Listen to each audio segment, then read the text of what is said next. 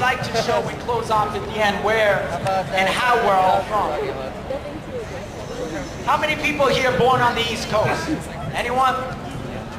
I see you start to raise your hand like,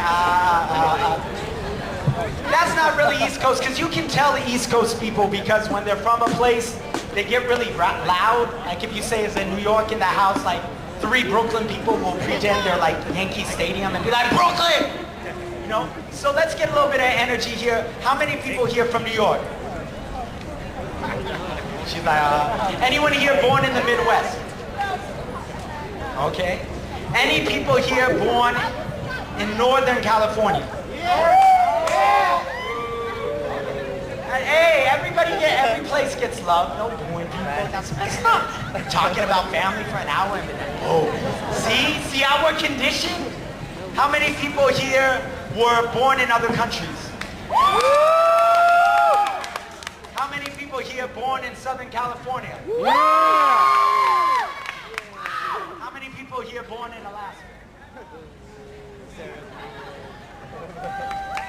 In 1975, this Mexican was born in Alaska, land of the midnight sun, and be at the age of 1, forget trying to crawl. I wanted to walk, learn to talk in my own language, even though you can understand me in about 2. I thought I was so cool because I wasn't wearing diapers. I put on Fruit of the Looms. Cartoon characters with Dr. Doom and Spider-Man on them. By 3, Michael Jackson helped me learn my ABC, and by 4, it was how to read with Curious George. And at 5, I began kindergarten, and at 6, I began kindergarten for the 2nd time because the teacher flunked me for not coloring inside the lines. But hey, I'm Mexican. I don't care if they're Crayolas. She should have known how I feel about borders.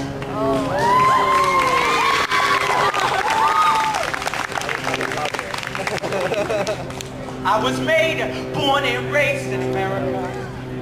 Back for crack and flooded enslaved America. Back for clack reverted and enslaved America. Back for Cali was claimed, named and maimed America. Made, born and raised in America with the skin like sugar.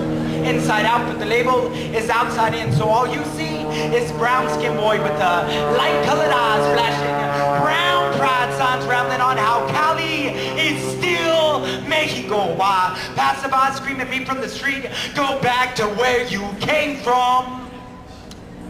You know, they must not have read my label. The one that says made in America. Born and raised in America. Yet constantly asked, where did you learn to speak English so well? Well, I was born here. Therefore, I me by an accent. It's just produced an accident because 2nd generation American ain't that fluent in Spanish. 1975. I thought it was a good year to be alive. Instead, I was torn from my mother's wombs like Mexicans in Cali from their motherland, except I don't have a green card. I have a social security card with 9 numbers that played me like Holocaust survivors, although it did prevent my dad from being deported in an airport when they tried to arrest him on suspicion of selling narcotics, because any Mexican who dresses nice and carries a briefcase must sell drugs.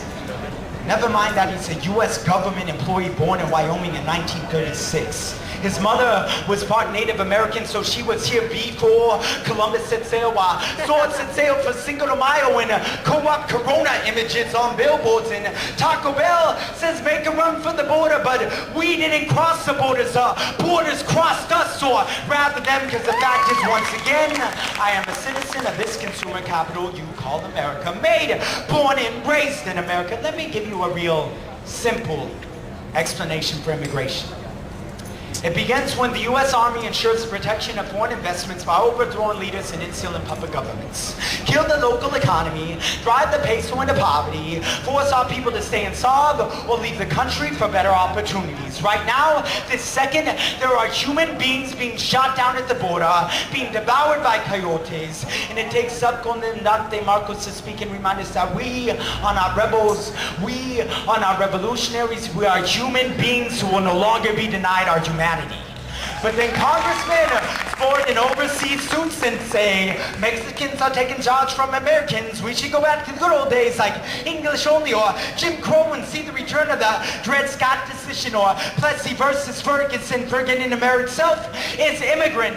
We ride metros influenced by railroad built by Asians, live in mansions resembling plantations that were used to enslave blacks, but back then they liked to call them Negroes. And their miscegenation with my people resulted in mestizos like my grandfather, who worked the coal mines of New Mexico, the salt mines of Arizona, bled blood in the fields of Colorado. Washington died like those picking grapes in California. He could have been one of those custodians in Pasadena, you know, working for bread and roses, or standing on a curbside selling oranges, California, where East Side nannies work for West Side mommies, where even the legal immigrants are treated like second-class citizens. It's either that or go to New York, where you can be sodomized by the cops and live, or shot at 41 times and die, while the NYPD takes lessons from the INS and the IRS takes taxes from the legal immigrants' paychecks, but denies its education.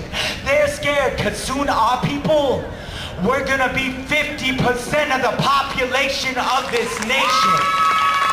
Born and raised in America, taking over America. Hell, if you don't know by now, we weren't made in America.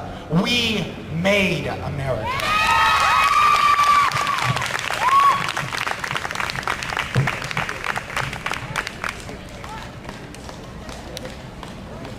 Beautiful.